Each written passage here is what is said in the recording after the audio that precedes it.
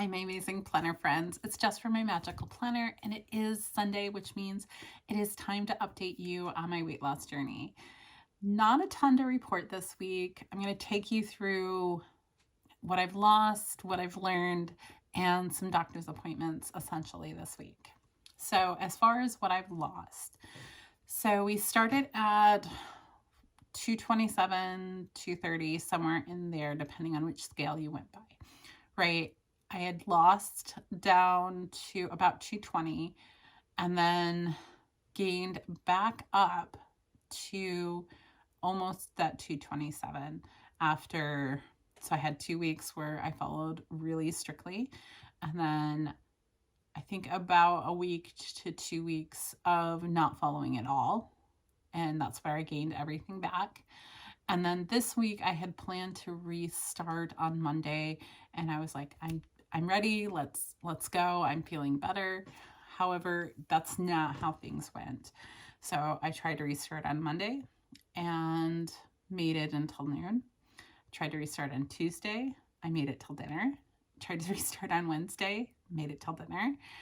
Tried to restart on Thursday. I think I made it till noon. And then Friday I did succeed all day. Saturday, I made it till dinner and then had a complete and total meltdown about not being able to follow this and how hard it is and how draining it has been. So, my energy level is really, really low. It's supposed to get better after you do about 3 days of following, but I haven't been able to get to that point. And I feel tired all the time. And part of that is not the diet. Part of that is just where my energy level has been sitting for the last 3 years. So, that all being said, I did lose a little bit this week.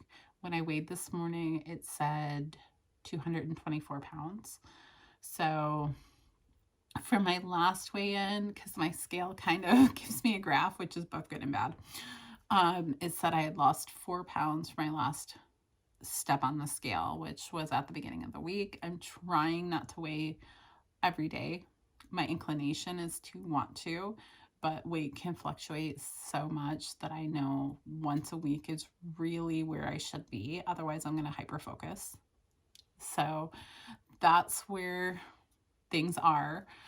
With all of the on and off of everything, what I've decided is that mentally, this is too much for me right now to do like the full 800 calorie meal replacement plan with the Optifast. So I'm going to modify it because I don't think that mentally this is going to work with my family. That's the big issue, is they are trying to be supportive and they're trying to be nice. And yet my husband is still saying, hey, do you want to go get ice cream? And going, I can't have ice cream. I can have this shake that I don't really like. I mean, it's okay. It's not the worst thing I've ever had, but it's not great either. So, and I'm having a lot of carb type cravings. I think that's in part because it's not so much about the food, it's more about the mental space, and that carbs help with some of that chemical dopamine type stuff. And so I'm craving carbs, a little bit sugar, but mostly the carbs.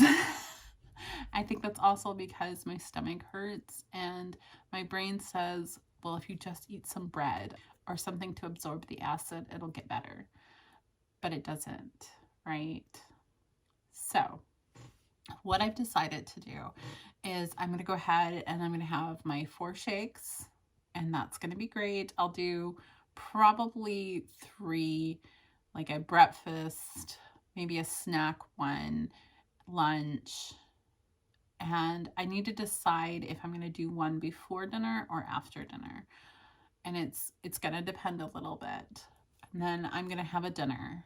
And until I meet again with the dietitian, I'm just making a dinner. I'm making a dinner that typically would be nutritious. I did a grocery order, so I have some chicken coming. I'm going to do some grilled chicken and some veggies this week. I have a pork tenderloin, so I can do that with veggies. I'd love to have a baked potato, but I don't know if I'm allowed to have a baked potato, and I don't want to completely mess things up. So essentially what I'm going to do is I'm going to have some kind of protein in the evenings with my meal. I'm going to try and keep it as healthy as I can.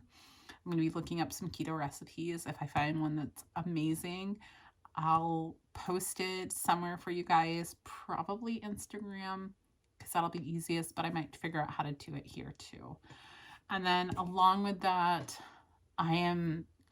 so the water intake is really hard for me and my energy level is really low. So what I would love to do is have my tea, which I can have, but I would like to add a little bit of sweetener to it. So did some research, found a sweetener that is supposed to be keto friendly, that I can have a small amount with my morning tea. So I'm going to insert the brand up here because I can't remember it off the top of my head.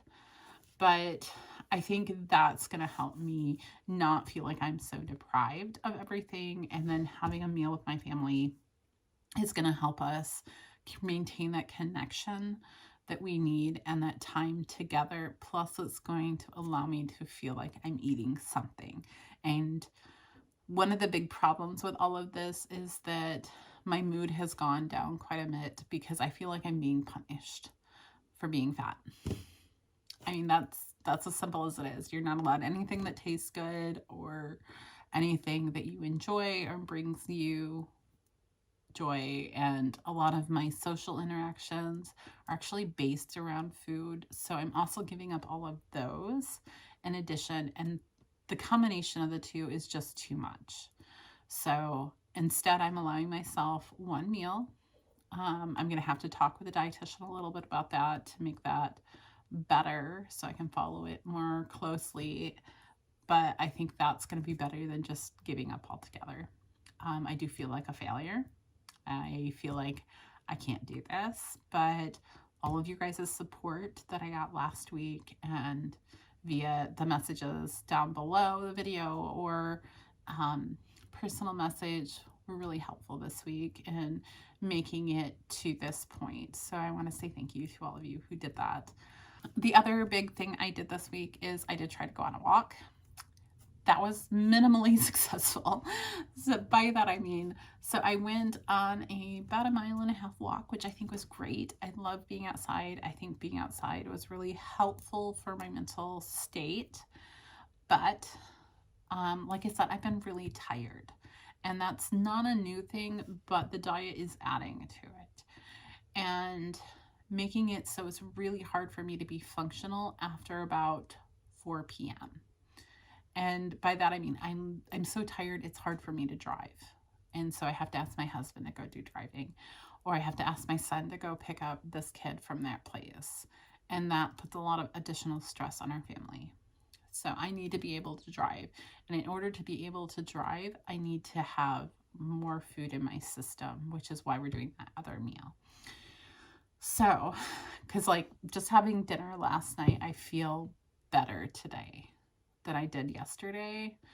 But in doing that walk, I came home and by 2 o'clock, I was so tired I could not function. So I went to bed at 2. I slept from 2 to 6, got up, had a shake, was around for a little while. By 9 o'clock, I was back in bed and down for the night. And I think I got up around 6:30, 7 o'clock for the kids. So just to give you an idea of where that energy level is. Now that's not going to be normal for most people. I did talk with the GI doctor about that this week, and he seemed to agree with something a viewer had said, that there might be an endocrine, I think I'm saying that right, problem.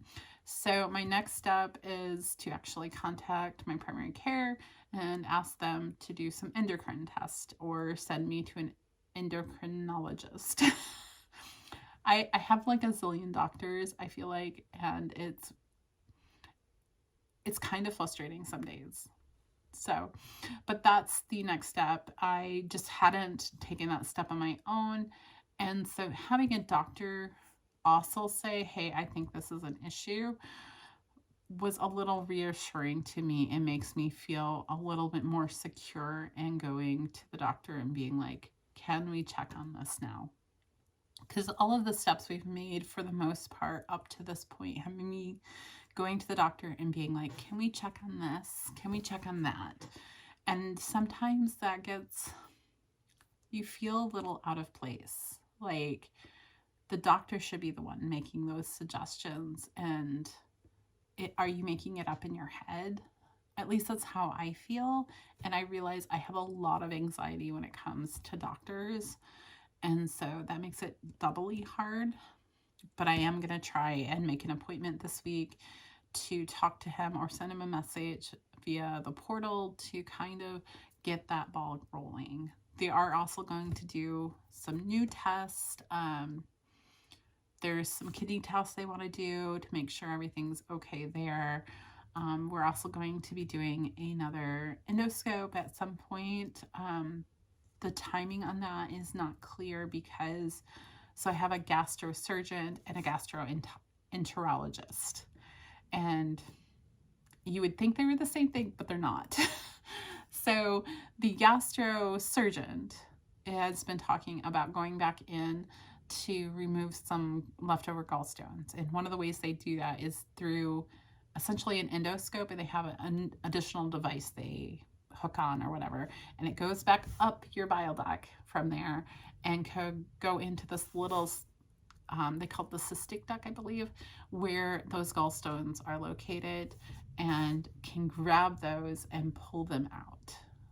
Potentially, it has about a 50% chance of working. And the thought is that maybe they should do that and the test that they want to do where they scope me again just to look at things. I'm having some more pain issues again, and just want to make sure that everything looks okay and there's no obvious signs, because I have in the past had some small growths in my stomach, like nothing major. It's like a submucosal layer kind of bubbled out or whatever, and they trimmed it off. The pain went away for a while, and now the pain's back. So trying to figure out, well, is that happening again? Do we need to go in and take care of that? Not really sure. The pain goes away for a couple months and then comes back. So they want to look at stuff essentially. And I think the new gastroenterologist wants to have first-hand look, not somebody else's view. And the surgeon may want to do this himself because it's a very delicate procedure to go in and not damage the bile ducts. So the two of them need to work stuff out, whether or not we're going to do two procedures, which if that's the case, whatever, I don't care. But they just need to coordinate. And so they're going back, and he had to talk to a team of doctors. I'll find out this week, I think, whether or not they're going to schedule that sooner. I meet with the surgeon actually on Tuesday, so we'll see what he says. But in addition to that, I did also see an ENT this week because I keep losing my voice, to kind of get an idea on that, whether or not it's just the GERD stuff, if I have something else going on. I've had some changes in my voice quality. It's a little more raspy now than it used to be like a year, 2 years ago. So they scoped, they didn't see anything obvious. However, since I do have these episodes where it feels like somebody is kind of essentially crushing my throat and choking me, they've sent me for a swallow test, so I'll do that tomorrow morning. And we'll see what that comes up with. I'm not really expecting anything, but you know, it doesn't hurt to do another test at this point. If they can figure one thing out, that'd be great. Because we've had 3 years of, I don't know. So that's kind of where those things said. I'm going to follow up with my primary care about this endocrinologist and endocrine potential issue I have going on. Continue with the weight loss stuff, which means I'm going to do the 4 shakes and a meal, and hopefully that does better. I didn't hit support group this last week Didn't find it super helpful the first time, but I'll go again this week and hopefully that'll be better. I'll be messaging the dietitian about doing the one meal because I have no guidance on that other than have a protein, I don't know how much protein, and have veggies with it. That's literally the amount of guidance I have on that. So yeah, don't know how that's gonna go, but I'm gonna try my best because it would really suck to do to kind of suffer through the I'm hungry all day and then have a dinner and then have it not coincide all the way through. So we'll see what she has to say, and I'll let you guys know next week on that. And I think that's pretty much it. If you guys have additional questions, feel free to leave them down below. I'm really open to questions at this point. You can also message me over on Instagram. My Instagram handle is linked down below, but it's just my magical planner, all one word. So feel free to message me over there. If you do, maybe send me a message down below saying that you did, so I know to look for that. You can also email me. My email is down below. Just again, let me know that you sent me an email, because otherwise it'll get lost in the nexus that is spam. Because that's really all that goes to that account. Anyhow, I hope you guys are doing well. I am immensely grateful for all your support, and we'll check in next week. So until then, I'll see you guys real soon.